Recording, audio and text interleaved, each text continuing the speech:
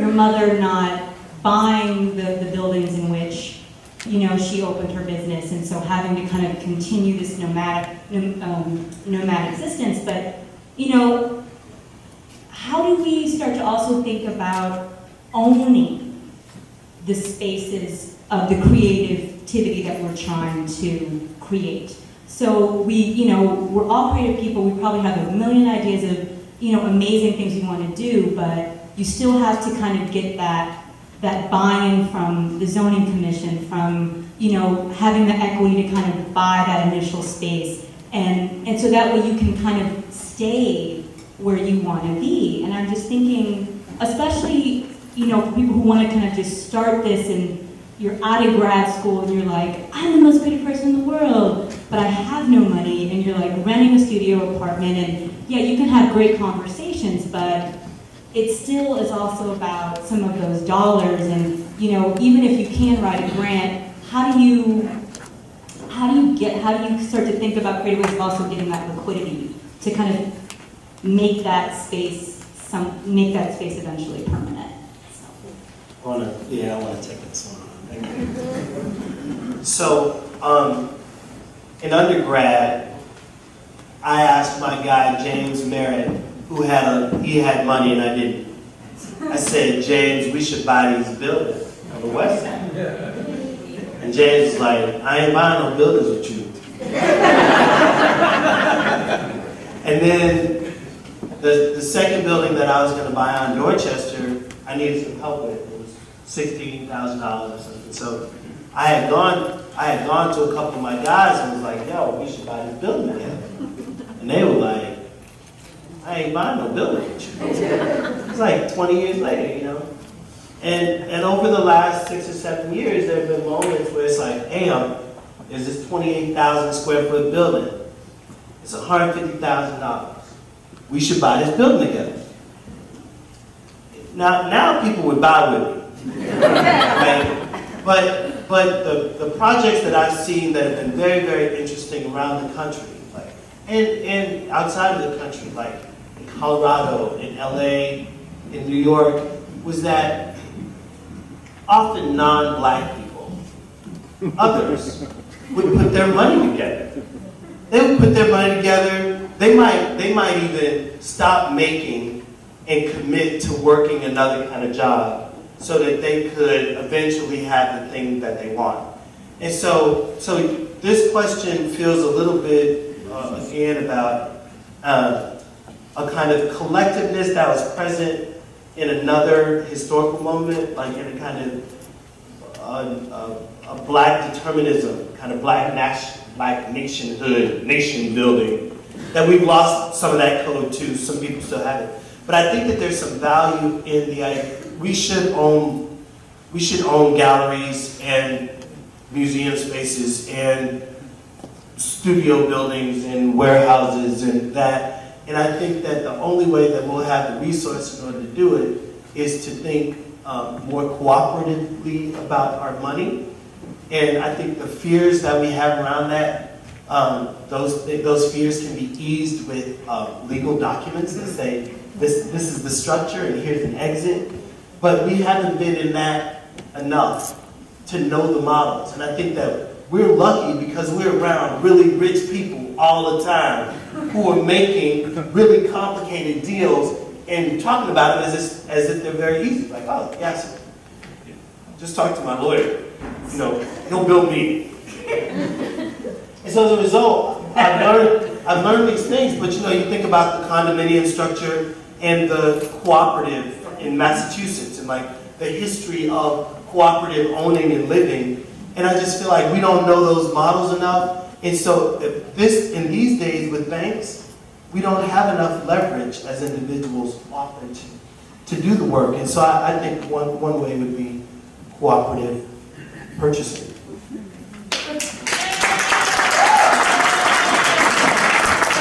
But also to that end, let's talk a bit. I know we can still talk about this, but patronage has been a big part of the development here. I mean, much of what we're celebrating tonight did not happen if it were not for forward-thinking philanthropists who have made strategic and smart investment. Sometimes not even strategic and smart, but with the heart and not necessarily with the head. And so I want to honor those people too. So let's talk a bit about those individuals as well.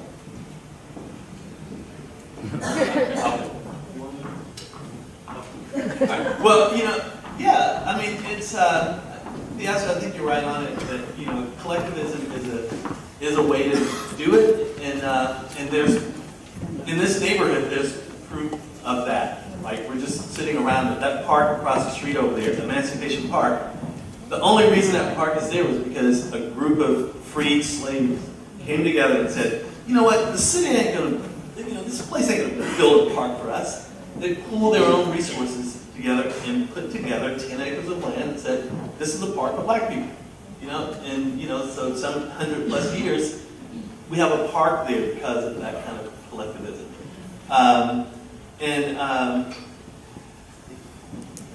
But I think, the notion that you mentioned, Valerie, about patronage, is that, it's about money, but the one thing that I found, and I think, Kimberly, to go to your question, though, and what I always tell, younger people that are kind of starting out, though, that whenever I start a project, whenever I approach a project, I don't think about where the money is going to come from to do it. I generally start off by thinking about where the resource is going to come from to do it. Because money is only one type of resource. And so, you just start kind of figuring that out. What are the resources? And actually, if Project Row Houses had waited until it got money to do what it was going to do, it wouldn't have happened. It was the resources of, all the people that kind of came forth to kind of give of themselves, and even like probably one of the most catalytic moments of Project Row Houses development was when we were sitting there and we had cleaned up the whole site as much as we could, and Dean and Nestor and I renovated one of the houses and had it all looking kind of nice. It's one shiny little white house among all the others that were still dilapidated. And Paul Winkler from the Manil came over and looked at it and thought it was interesting what we were doing. But he asked the question. He said, "How long did it take you guys to renovate that house?" And I told him it was about 6 months. And he said, "How many houses are there?" 22. He said it would take you about 11 years to do it at that rate. But so he actually resourced himself, through the Manil, and it wasn't a large amount of money. It was like $4,000 or $5,000, I think, that they put forth. But he brought his staff to do the actual work. But not only that, he challenged the Museum of Fine Arts and other, cultural institutions, which started a whole process that we call the House Challenge. And so it was like this kind of resourcing it in ways through relationships. Another way to think about that. I'll also say that I think it's impossible to imagine that in this moment, the projects that seem to be most successful have very diverse and complicated networks of people connected to them. That it's not just a group of small self-starters. There are often angel investors that are happy that are looking for places to park their cash from the wild and have tremendous, some real sense around how the business world works. And I think that it's important that our networks grow to kind of to be much more inclusive so that we can get bigger projects done. Mr. Parker. Mr. Parker.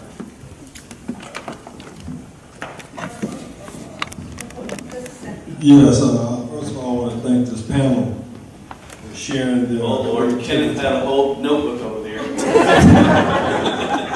want to thank y'all for sharing your creativity together because it's powerful. Rick was saying something about relationships, on how trust is built upon relationships. And upon that rock, he built something because of those relationships. Because of that networking with artists, with different people who donated, with different people who saw his vision. And this brother was telling me how he didn't make a difference. He didn't see the difference. Because it's not a difference. We're all the same. But we come from different views. We come from different angles. But that, you're right, it's no difference, so you shouldn't have seen the difference. But making a difference is a different story. So what you did was you made a difference by not seeing the difference. And this brother here came from the Poe house. He had nothing, but he didn't look at himself as being poor. He found some creativity in himself, and he made a difference in his surroundings on where he was. He took something from nothing and made something. So it's a blessing to see different ideas come together, different views come together, and put something together for the community that can be archived, that can be historicized, that can be another vision for the next generation to grab hold to because of your views, because of your collectively working together. You might not agree sometimes with Rick. Rick might not agree sometimes with you. But the views come together and create some beautiful things. I can remember when this same place we're sitting in was nothing but black folks. Look at it now.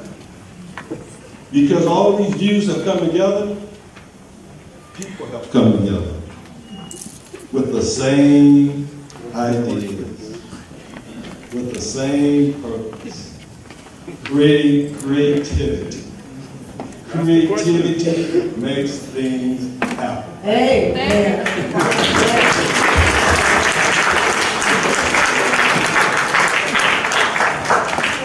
And then this lady. Oh, sorry. Sorry. Right here? Roberta.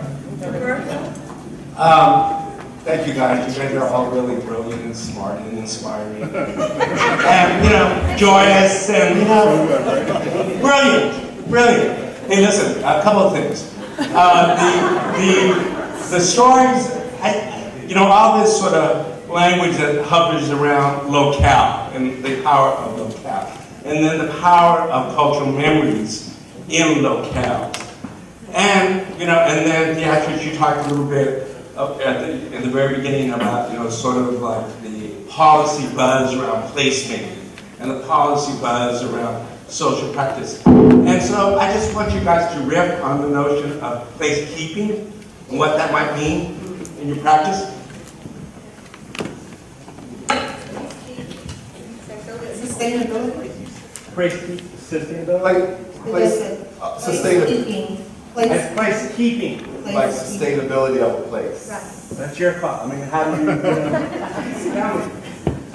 Well, I think the communities, even if it doesn't hit the sort of 5 o'clock news, they do move on. It's just that a lot of times it's not sexy. It's just sort of a day-to-day thing. And I think that this flattening out of community, I think especially sort of multiculturalism in some ways kind of flattened out the idea of community or made it very kind of stereotyped. So what I would hope that would happen is that in art and practice, that it will become sustainable and also fluid at the same time. Changeable and sustainable. It's like a marriage. We're together, but we're constantly changing and evolving. So it stays permanent and fluid at the same time. That's what I hope happens. I'm thinking about Studio Museum and the fact that when it was built, it served a very different community. That it was like a museum in the heart of Black Harlem, and that Harlem is shifting, right? while the Studio Museum keeps place, right? And so in the Studio Museum, maybe Thelma's asking herself, how are we relevant in this place when the folk we were born to serve, that we emerged from, in this kind of radical moment of the late 60s, early 70s, how do we continue to have mission when that locale has shifted, right? So I think about that, like this idea that sometimes when we think about geography and staying and local, it is actually on that, like the notion of the Black church, where like folk have the right to move on, but there's a way in which they kind of keep spiritual place, and that thing is symbolic, and they come back to that. Even though, like the reality of cities is that people move on. The flip side to that is that I'm trying to be really intentional in the work I'm doing on the block.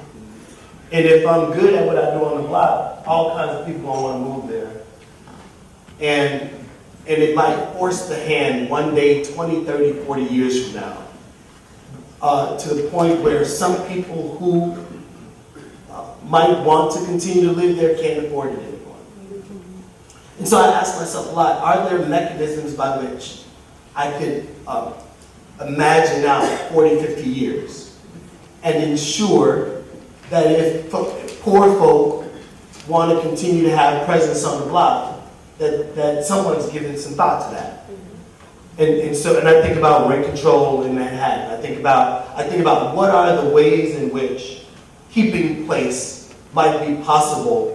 And often when, Valerie said we talk about gentrification, often what we're talking about is replacement and displacement and that.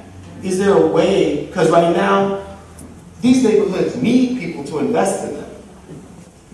That ain't the problem. The problem ain't the investment part. The problem is when a certain kind of investment happens, it then bulldozes everything else.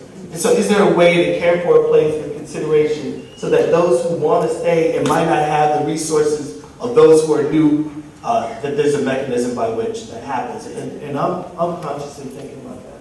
Yeah, and I appreciate the play on word there, place keeping as opposed to place making, and I understand that, but as you bring it up and I start thinking about it, I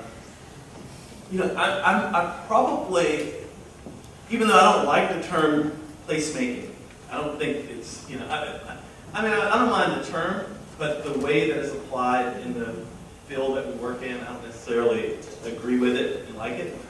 But the notion of place keeping to me is a little bit problematic because it flies in the face of what Mark talks about is the fluidity of things, which is very important, I think. And I was thinking about that, just thinking about a couple of things very practical in the context of where we are right now, related to place keeping, right?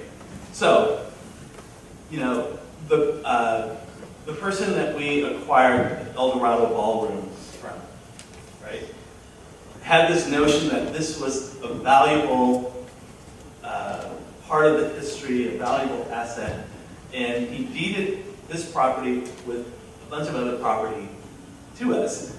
But it has so many restrictions on it because he wants to keep it as it is.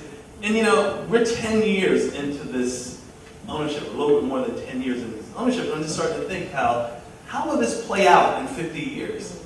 How do you keep a place, without necessarily knowing its relevance? And then I looked at just down the street, at my meeting with Representative Ronnie Coleman, I had these specific things I want to talk to him about, and we talked about Riverside Hospital, which is a major, any African-American person in Houston that was born, that is over 60 years old, was probably born in Riverside Hospital. And it's hugely important historically. And I just assumed automatically, that was one of those places that he would dig his heels in and say, we can't let that institution institution failed. But I was so surprised when he kind of said, because they have some problems, and he started the conversation. We need to start thinking about what value that institution has for this community and how the assets that it sits on could play a role in the future, which may not be as an institution because it may have run its course as a place that there's no reason to keep it. And I think so often we dig our heels in on things and don't allow that kind of fluidity that Mark's talking about. That is very important for keeping something, keeping it relevant, and having some kind of vibrancy.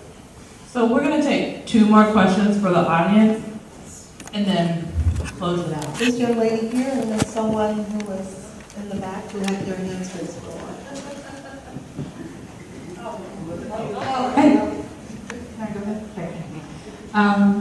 Good evening. I'm really excited about this, being from Houston but living in Chicago. I think that this conversation is more than timely. It's actually a really amazing thing. So I have a few notes, but then I wanted anyone can answer based on this. Theaster, you mentioned, the city being a medium. Anything can be programmed. Programs only being as good as their connectivity. And so when I think about living here, and actually Project Rowe was one of the first, like row houses, one of the first mediums of public art that I ever experienced actually as a kid. And so, then being in Chicago and now working on public art projects, I'm curious to know what you all are doing and the stories that people are not necessarily forced, but almost programmed to own. That's one thing I noticed about Chicago, but I'm sure it exists here too. A lot of the youth or people that live in certain neighborhoods are in a way programmed to own certain types of stories based upon their environment, but then also the happenings, not just the media, but just the everyday happenings. What possibilities can or cannot exist in the spaces that exist within their neighborhood.